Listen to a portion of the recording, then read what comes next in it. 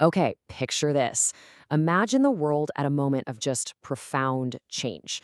The spiritual titan, Abraham, is gone, and that light he brought into the world, that constant radiating source of loving kindness, it's been withdrawn. And in that vacuum, you can feel it. A new spiritual axis has to be established. The question that's just hanging in the very air, in the fabric of reality, is who's going to carry the torch? And maybe even more importantly, how are they going to do it? Because this isn't just about some family inheritance. This is about the continuation of a cosmic, a divine project. So right there in the Zohar, the foundational text of Jewish mysticism, this seemingly simple verse gets flagged. It's like a big red blinking light. Because on the surface, sure, the story flows exactly how you'd expect. A great patriarch passes, and God blesses his chosen heir, Isaac. Simple enough, right? But the mystics, they just urge us to stop and look way, way deeper. They ask this incredibly disruptive question. Abraham, this is a man who embodied Chesed, an infinite, overflowing, can't-be-contained loving kindness. His entire essence was a channel for blessing. So why didn't he bless Isaac himself? Why did God have to step in and do it directly? You see, this isn't just a simple succession, it's a cosmic anomaly. And it points to a hidden danger and an absolutely brilliant divine solution. And this is where we start with this puzzle. Abraham, a man whose name is literally synonymous with overflowing generosity and kindness, consciously withholds his ultimate blessing from his own chosen son. This seems completely out of character. This is the man who argued with God to save the wicked cities of Sodom and Gomorrah. So this silence towards his own son feels like a massive contradiction. What on earth could possibly be going on here? Was it an oversight, a last-minute failure? Well, the Zohar teaches us it was the exact opposite. It was a deliberate, protective act of almost unimaginable foresight. And right here, we're shifting gears. We're moving from a simple reading of the text into the realm of Sod, the secret, the mystical dimension of understanding. We're getting a peek behind the curtain. And what we find is that Abraham's silence wasn't a failure to bless at all. It was a strategic defense. It was this profound act of foresight designed to protect the integrity of the divine plan for every single generation to come. He saw a threat looming on the horizon, a vulnerability in the whole system of spiritual inheritance, and he knew that this threat required a solution that was, frankly, above his pay grade as a human being. So to really get our heads around this, let's use a modern analogy, something from the world of secure information systems.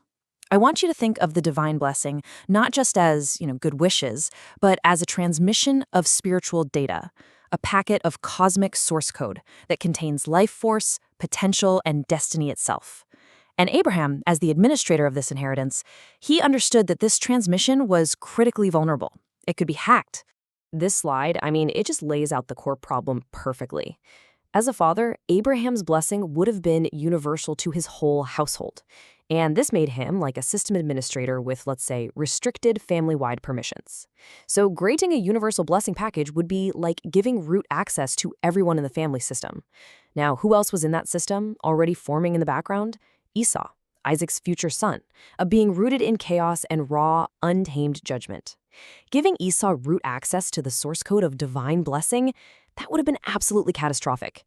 It would risk corrupting the entire spiritual lineage from the inside out. Abraham saw this potential system failure coming, and he knew he just couldn't execute the command. He needed the system architect, God himself, to intervene. So if Abraham can't risk making the transfer, what's the solution? Well, it wasn't just some generic blessing from on high. No way.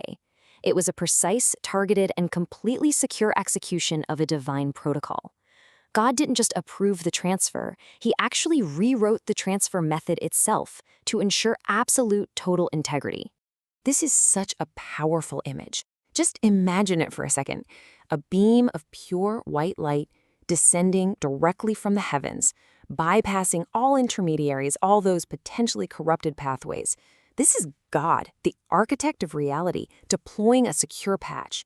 That compromised parental channel, the one that Esau could have exploited, is completely circumvented. Instead, a direct, encrypted connection is established with Isaac's soul, installing an update of pure, unadulterated blessing. This keeps the whole system secure and protects the sanctity of the lineage for all time. Pretty incredible, right? So, we've covered the why, the absolute need for a firewall. Now let's dive into the how. What were the cosmic mechanics behind this divine patch? And to understand this, we need to look at the Sephiroth, the 10 divine attributes or emanations that form the very engine of reality. And these aren't just abstract concepts, they are the fundamental forces through which the divine interacts with creation. To really get this, we need to look at 3 primary forces at play. First, you have Abraham. He is the embodiment of pure Chesed, expansive, outward-flowing love and generosity. Think of a limitless river of water just overflowing its banks. Then you have Isaac. He embodies the exact opposite force, Gevurah, discipline, containment, structure, judgment. He is the fortified vessel, the strong, unyielding banks of that river. Now, here's the thing. If you pour the infinite water of Chesed directly into the rigid structure of Gevurah without some kind of mediating force, you get instability. You get either a cosmic flood that overwhelms everything, or you shatter the vessel because it can't contain the pressure. And this is where God steps in as Tiferet, which translates to harmony or beauty. Tiferet is the perfect mediating force that takes the raw, expansive energy from Abraham and the raw, containing structure of Isaac and just harmonizes them, creating a safe and stable transfer of that blessing. The Zohar actually describes this transformation in almost alchemical terms. The raw, untamed energy of Isaac's Gevurah is associated with the color red, the color of severe judgment, known as din. In its raw state, it's incredibly powerful but also potentially destructive. But through the divine filter of Tiferet, this intense red is refined. The judgment gets tempered, it's sweetened, and its very essence is transmuted into pure mercy, or rachamim. And the color of this new refined state? It's pure white. We actually see the same principle in the ancient temple sacrifices, where the red of blood and fire, representing judgment, is transformed into the white of purifying smoke ascending to heaven. It's turning judgment into mercy. And to make this transfer happen, God activates a very specific spiritual technology, the number 13. In Kabbalah, 13 represents the 13 attributes of divine mercy. This isn't just some random number, it's a code. It's a command that invokes the highest form of compassion, the force that can actually override the strictures of judgment.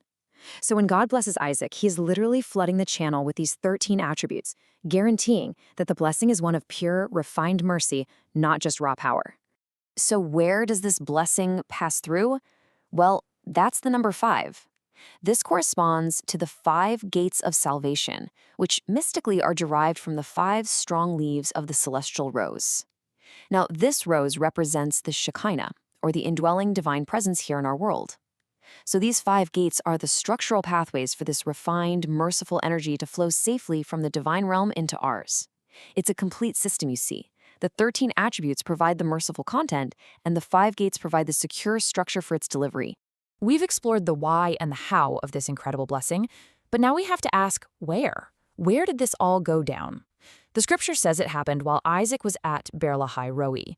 But the Zohar explains this isn't just a spot on a map. In mysticism, a place is often a state of consciousness or a spiritual function. This was a spiritual port, a dedicated divine interface. So let's break this name down because it's beautiful. The well of the living one who sees me. A well is a place that brings hidden, life-giving water up from the depths to the surface. Spiritually, this well was an access point, a place where the divine presence, the Shekinah, could be drawn into the physical world in a manifest, tangible way.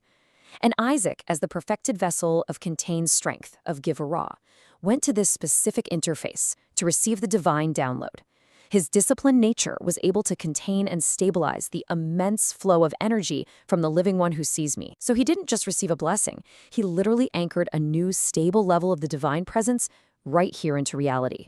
Okay, so what does all of this ancient, deep mysticism mean for us today? This teaching isn't just some historical curiosity, it's a timeless blueprint for how divine energy and blessing actually flow into our lives. We can take this cosmic event and translate it into very modern, very understandable applications.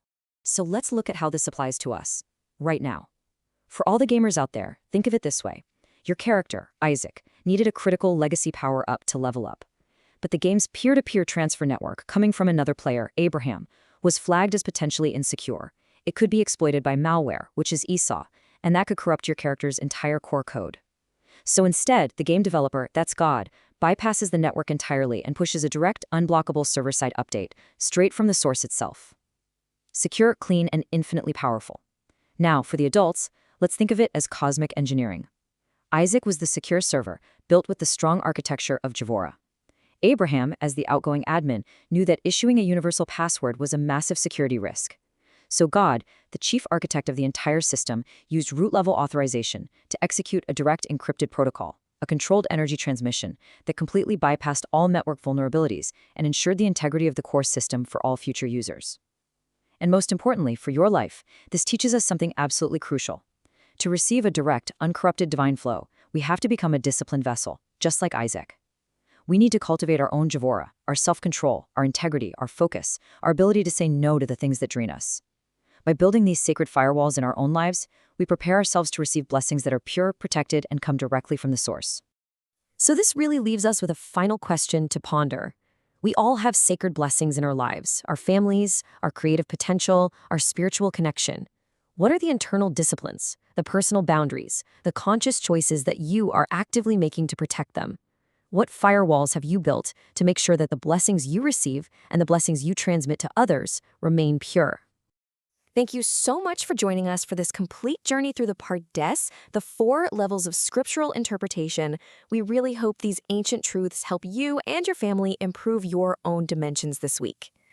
And if you enjoyed this full chapter deep dive, please do us a favor and like, subscribe, and share which part of the journey really touched your soul in the comments below. We love reading those.